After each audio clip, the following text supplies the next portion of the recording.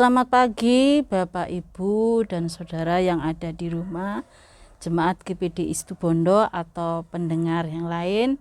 Selamat berjumpa dalam acara sarapan. Pagi hari ini kembali kita mau belajar dari pribadi Yesus, di mana pada akhir pelayanannya ia mengalami satu penderitaan, dan itu memang tujuan yang semula bahwa dia akan menebus segala dosa-dosa manusia. Kita mau baca di dalam Matius 27 ayat yang ke-30. Matius 27 ayat 30 saya akan bacakan. Mereka meludahinya dan mengambil bulu itu dan memukulkan di atas kepalanya, ya. Jadi ini kisah tentang penderitaan Tuhan Yesus. Tuhan Yesus banyak mengalami beberapa penderitaan sebelum akhirnya dia disalib. Salah satunya yang kita baca tadi bahwa mereka meludahinya. Bapak, Ibu, Saudara, kalau kita melihat orang meludahi orang lain atau di depannya, itu merupakan satu penghinaan, ya. Penghinaan yang sangat. Karena apa? Karena itu dianggap satu kenajisan, kotor, merupakan satu cercaan, makian yang sangat sangat dalam, ya, merupakan satu pelecehan, dan itu bisa menyebabkan satu perselisihan, pertentangan. Nah, kita merasakan bagaimana Tuhan Yesus, ya, dalam perjalanannya disalib, dia banyak mengalami satu penderitaannya, yang terutama tadi adalah dia diludahi. Mungkin dalam kehidupan kita sehari-hari kita juga pernah mengalami satu penderitaan berupa penghinaan, ya, cacian, mungkin pelecehan dari orang lain mengenai kehidupan kita, ya. Kita tidak perlu terlalu reaktif atau emosional, ya. Di sini kita belajar dari pribadi Tuhan Yesus, ya. Ketika banyak orang meludahinya, dia diam. Dia tidak mengeluarkan satu suara pun atau pembalasan. Tetapi kita belajar dari Tuhan Yesus bahwa melalui penghinaan yang ada itu dikatakan dalam ayat-ayat Alkitab bahwa itu akan menuju satu kemuliaan.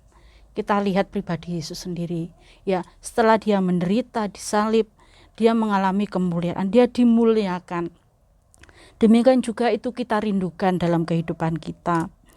Di dalam Roma pasal 15 ayat 3 dan 4, karena Kristus juga tidak mencari kesenangannya sendiri, tetapi seperti ada tertulis kata-kata cercaan mereka yang mencerca engkau telah mengenai aku, sebab segala sesuatu yang ditulis dahulu telah ditulis untuk menjadi pelajaran bagi kita, supaya kita teguh berpegang pada pengharapan oleh ketekunan dan penghiburan dalam kitab suci.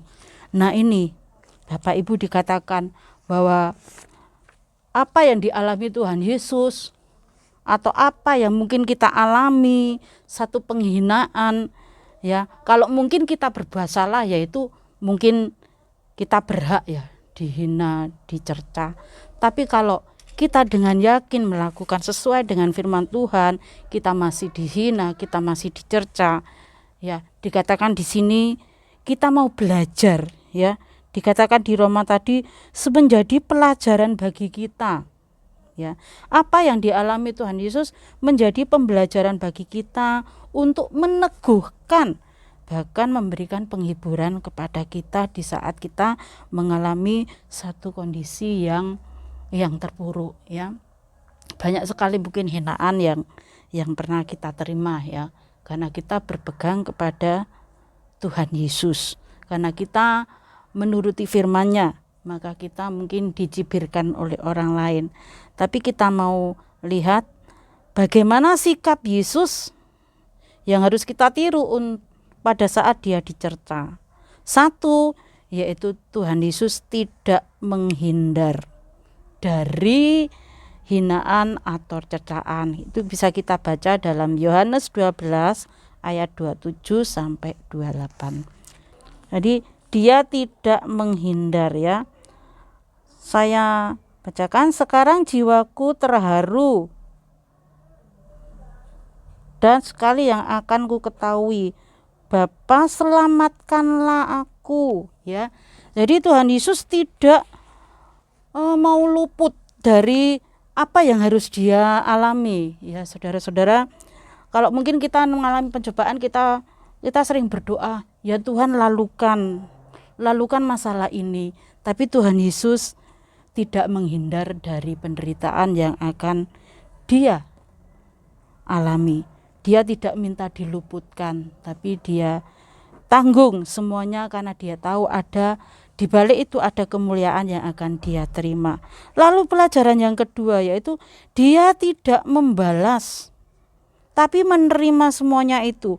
Ada dalam 1 Petrus ya, 1 Petrus 2 ayat 3, jika kamu benar-benar telah mengucap syukur, mengecap kebaikan Tuhan ya. Nah, itu saudara-saudara ya, bahwa dia tidak pernah dia tidak membalas apa yang dicercakan orang kepadanya. Lalu yang ketiga di dalam Ibrani 12 ayat 2 dapat kita baca Ibrani 12 ayat yang kedua. Marilah kita melakukannya dengan mata yang tertuju kepada Yesus yang memimpin kita dalam iman dan yang membawa iman kita kepada kesempurnaan, yang dengan mengabaikan kehinaan tekun memikul salib. Nah, dikatakan di sini bahwa Yesus adalah pribadi yang tekun ya di dalam perjalanannya ya untuk menebus dosa kita. Bagaimana kalau Yesus itu istilahnya mutung ya, putus asa, pasti kita tidak selamat. Tetapi oleh karena Yesus tekun menanggung semua itu, kita mau belajar juga seperti Yesus. Lalu Ibrani 10 ayat yang kelima. Poin keempat adalah Ibrani 10 ayat yang kelima. Dikatakan, karena itu ketika ia masuk ke dalam dunia, ia berkata, korban dan persembahan tidak engkau kendaki, tetapi engkau telah menyediakan tubuh bagiku. Bukan persembahan domba, hewan ya, tetapi persembahan tubuhnya. Di sini dapat kita katakan bahwa Yesus itu tidak ngamuk ya, tidak nesu istilahnya orang Jawa, tetapi dia ada ucapan syukur terima kasih yang begitu dalam, karena dengan tubuhnya dia menyediakan dirinya untuk menderita demi menebus dosa-dosa kita, Bapak Ibu. Itu sebabnya di dalam setiap apapun yang terjadi dalam kehidupan kita, kita mau mengucap syukur. Kita jangan menyalah-nyalahkan Tuhan. Kita belajar bahwa segala sesuatu yang diberikan Tuhan Yesus kepada kita itu adalah baik. Di balik itu semuanya Tuhan turut bekerja di dalam setiap kebaikan kehidupan kita. Mungkin itu renungan pagi yang dapat saya sampaikan pagi hari ini. Kembali kita belajar dari sikap Tuhan Yesus ketika mengalami penderitaan. Satu, tidak menghindar ya. Biarlah kita menerima semuanya itu, tidak membalas cacian orang dengan yang lebih jahat, tetapi tekun dan ada ucapan syukur terima kasih bahwa semuanya itu akan mendatangkan kemuliaan di dalam perjalanan kehidupan. Itu renungannya dapat saya sampaikan pagi hari ini. Terima kasih buat perhatiannya. Tuhan Yesus memberkati.